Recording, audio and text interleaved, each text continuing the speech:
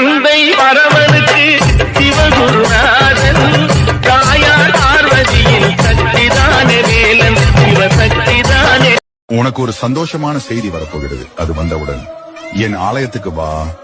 இப்போது ஓம் முருகா போற்றி என பதிவிட்டு செல்.